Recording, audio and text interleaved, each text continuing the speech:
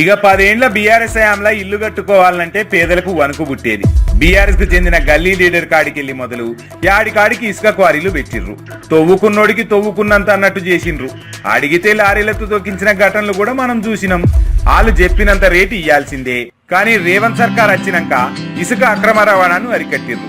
ఇసుక బజార్లు పెట్టిర్రు. మొత్తం ఆన్లైన్ చేసిర్రు. పేదలకు అందుబాటు ధరల్లో అది కూడా ఇంటికే ఇసుక చేర్చే ఏర్పాట్లు చేసింది రేవంత్ సర్కార్.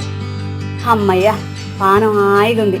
రేవంత్ అన్న పుణ్యమా అని ఉష్కే ఓపెన్గా దొరుకుతుంది. ఇల్లు కట్టుడు మళ్ళా షురూ చేసిన.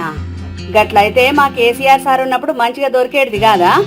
ఈ పింక్ పార్టీ హయాంలా పైసలున్నోనికే ఉష్క దొరికేది. గరీబోడు 10 ఏళ్లలో ఇల్లు కట్టిండా? అవు మళ్ళా బ్లాక్ మార్కెట్ లా ఇసుక కొనలేక ఇల్లు మధ్యలోనే ఆపినాం. కాంగ్రెస్ సర్కార్లా ఇసుక బజార్లు వచ్చినాయి. ఇప్పుడు మళ్ళా ఇల్లు సురువు చేస్తున్నాం. అప్పుడు కేసీఆర్ టైంలో టన్ను ఉష్క 3000 సంది 4000 వరకు ఉండే.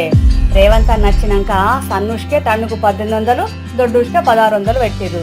అంతేకాదు గిట్ల ఫోన్ కొడితే చాలు 48 గంటలల్లో ఇంటికే ఇసుకొస్తాంది. గదే రేవంత్ అన్న సర్కార్ అంటే. అప్పట్లో బీఆర్ఎస్ గల్లీ లీడర్కి వెళ్ళి ఇసుక దందా చేసిర్రు.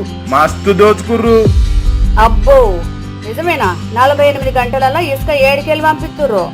ఇక ఔటర్ రింగ్ రోడ్డు చుట్టూతా 4 శాండ్ బజార్లు పెట్టిర్రు. శామీర్పేట, ఘటకేసర్లో పెడుతుర్రు. ఇక మీ ఇల్లు కూడా సిరువు చేయి. కేసీఆర్ ను నమ్ముకుంటే అటు ఇటు కాకుండా అవుతావు.